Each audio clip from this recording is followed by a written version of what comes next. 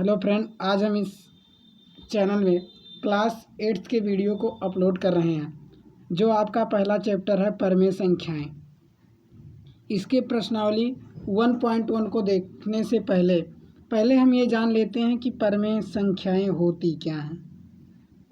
ध्यान दीजिएगा, परमेय में और परिमेय में अंतर है।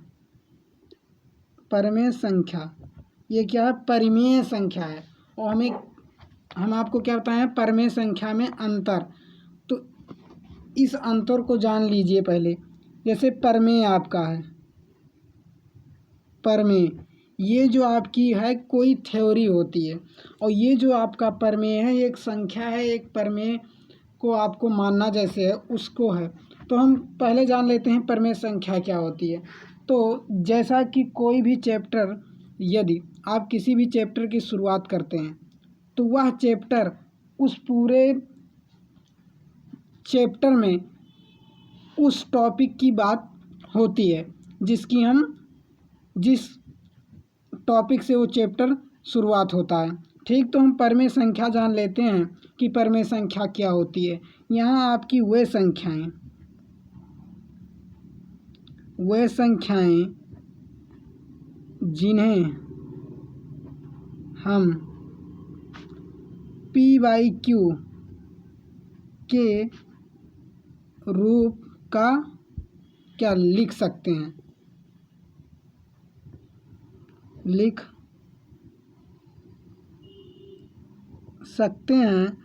क्या कहलाती है? परमेय संख्या कहलाती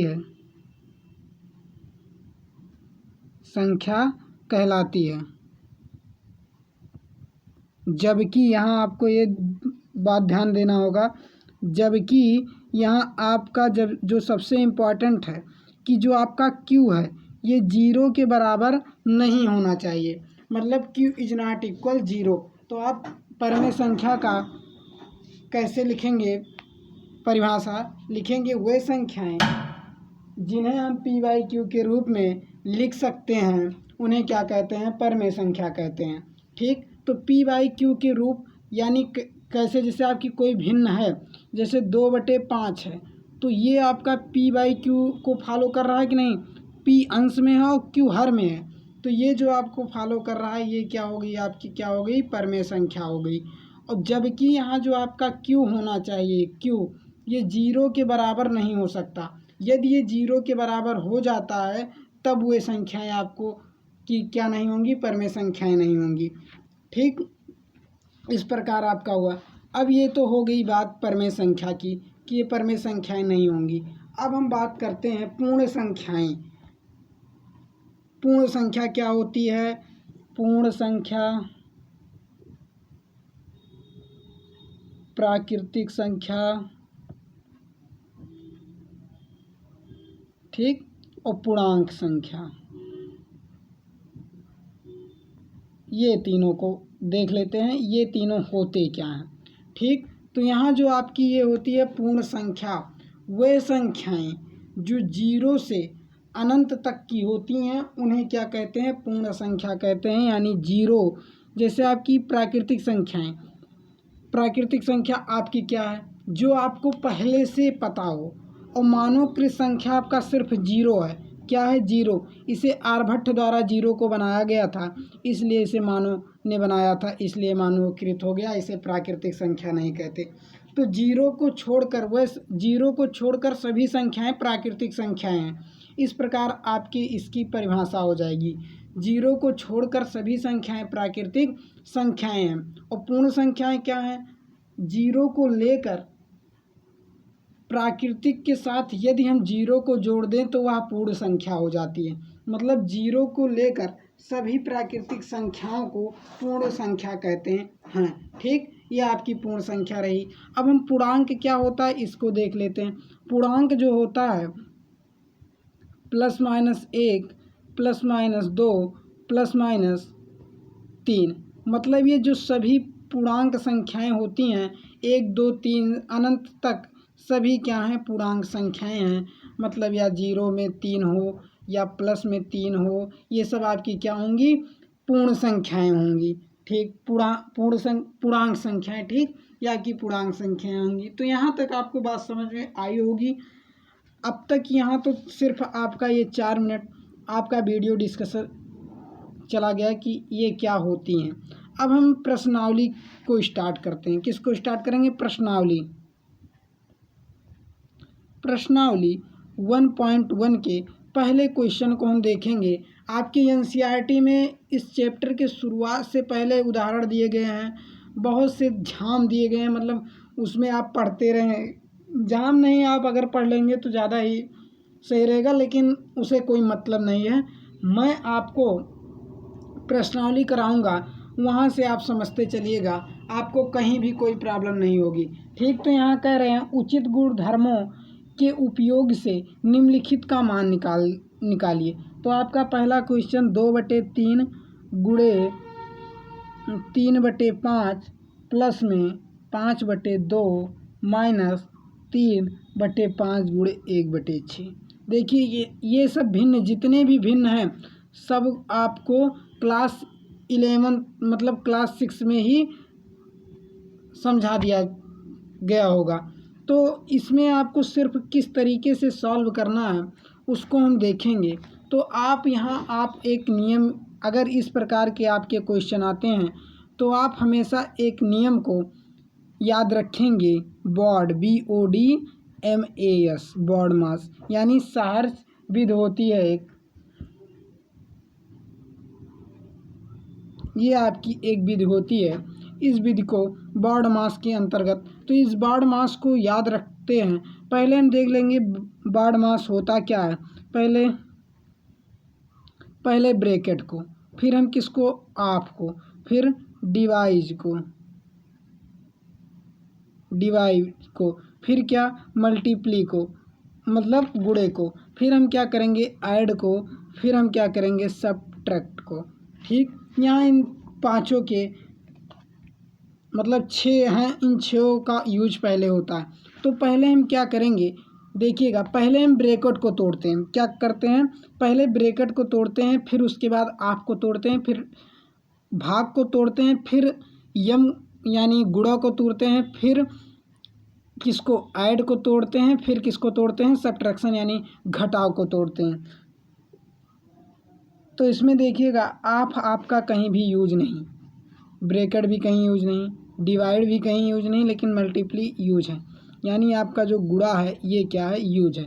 तो हम क्या करेंगे, पहले जो आपके गुणे हैं उनको सॉल्व कर लीजिए। तो ये गुणे देखिए, यहाँ आपको ये 3 से 3 कट जा रहा है, यानी -2/5 ये आ गया, प्लस में 5/2, और ये देखिए 3 एकम 3, 3 दूनी 6, यानी 1/10। ठीक, यहाँ तक कोई प्रॉब्लम नहीं। अब हम क्या करेंगे, इन सब का एलसीएम ले लेंगे। इन सब का क्या ले लेंगे, एलसीएम लेते हैं तो 10, एलसीएम 10 होगा। एलसीएम आपको पता है कैसे लेना है, ठीक, अगर नहीं पता है तो आप बता दीजिएगा, डिस्क्रिप्शन बॉक्स में कमेंट करिए, वहाँ आपको समझा दिया जाएगा, एक वीडियो आपकी बना दी जाएगी, तब और बेसिक से चला जाएगा। ठीक, तो यहाँ आपको पहले देखते हैं इसका एलसीएम कितना हुआ, 10 हुआ। अब हम क्या करेंगे, इस 5 से 10 में भाग देंगे, 2 आएगा, और 2 का मल्टीप्लाई इस संख्या में करा देंगे। ठीक, अब क्या, 2 से भाग देंगे 5 आएगा, फिर 5 का मल्टीप्लाई करा देंगे, फिर ये 1 हो जाएगा।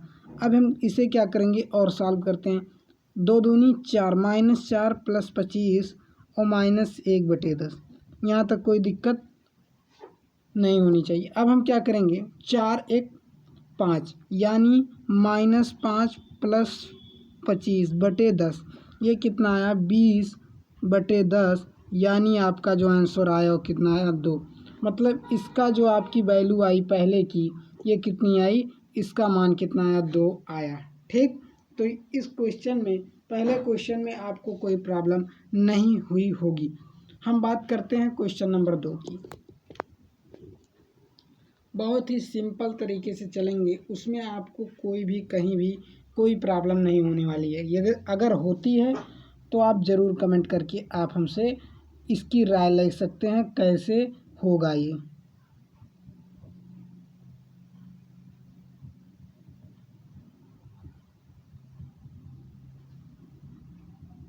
गुणे 2/5। अब हम क्या करेंगे इसे सॉल्व। मैंने आपको क्या कहा, पहले ब्रैकेट को तोड़िए। तो यहाँ ब्रैकेट यानी ये 2/5 हो जाएगा गुणे -3/7, ठीक। और यहाँ क्या माइनस, फिर यहाँ देखिए ब्रैकेट में अब ये क्या कह रहे हैं, -1/6, मतलब इस संख्या में से इतना घट रहा। फिर गुणे 3/2, फिर 1/14, फिर गुणे 2/5, ठीक। अब यहाँ क्या करेंगे, हम पहले इसको सॉल्व करते हैं। देखिएगा यहाँ जो पहले गुणा उसे सॉल्व करिए। 2 एकम 2, 2 7 14, 3 एकम 3, 3 दूनी 6, और यहाँ से कोई कटेगा कि नहीं कटेगा। अब हम इसका गुणा कर लेते हैं। -6/35 माइनस 1 एकम 1 और 2 दूनी 4, -1/4 प्लस 1 एकम 1 और 7 5 35, यानी ये आपका क्या आया, 35 इसका 35 इसका। तो देखिएगा इन दोनों का एलसीएम कितना होगा। 35 और 4 का हम जब एलसीएम निकालते हैं, 35 और 4 का एलसीएम निकालेंगे तो 35 कटेगा नहीं, ये 2 आएगा, 2 फिर जाएगा, फिर ये क्या होगा, 2 एकम 2, ठीक। 7 5 35 यानी 7 5 35 दूना 70, 70 दूना 140। तो आपका एलसीएम कितना आएगा, देखिएगा एलसीएम 140 आएगा। अब 35 से जब 140 में भाग देंगे तो कितना आएगा, 4 आएगा, और 6 चौक 24, -24 हो जाएगा, ठीक। अब हम क्या करेंगे, इस 4 से इसमें भाग देंगे तो 35 आएगा, यानी -35 हो जाएगा, और प्लस में क्या होगा, 4 होगा। 35 से 140 में भाग देंगे कितना आएगा, 4 आएगा। तो अब इसे हम और सॉल्व करते हैं। 140 और ये 35 24 मिलकर कितना बनाएगा, 5 4 9 3 2 5 59 प्लस 4। अब ये कितना होगा, 55 -55/140, -55/140। देखिएगा किस संख्या से कट सकता है, ये किस संख्या से कट सकता है, तो 5 से कट सकता है। 11 5 55, और ये कितना होगा, 5 दूनी 10, 8 5 40, यानी 28 गुणे 5, 8 5 40 और 5 दूनी 10, 4 14, यानी ये आपका माइनस क्या आया, -11/28। इसकी वैल्यू जो आई ये कितना आई, -11/28, ठीक। तो इस प्रकार आपके पहले के 2 क्वेश्चन हो चुके हैं। ये रहा आपका डेमो क्लास। डेमो क्या, हम अब रेगुलर वीडियो अपलोड होगी आपकी प्रश्नावली टू प्रश्नावली, और आप यदि इस चैनल से रेगुलर बने रहते हैं तो आपको एक अच्छा कंटेंट मिलेगा, उसमें कोई दो राय नहीं है, और आपको समझ में भी आएगा। आज यहाँ ज़्यादा आपको इस क्वेश्चन में ज़्यादा लंबा तो नहीं बताया गया है, लेकिन बेसिक से बताने की कोशिश की गई है। इससे भी बेसिक बताने की कोशिश की जाएगी कि आपको कहीं वीडियो में कोई प्रॉब्लम ना रहे। सिर्फ आप हमारे साथ बने रहिए, और यदि आप चैनल पर पहली बार आए हों तो चैनल को सब्सक्राइब कर लें और रेगुलर कंटिन्यू बनाए रखें। धन्यवाद।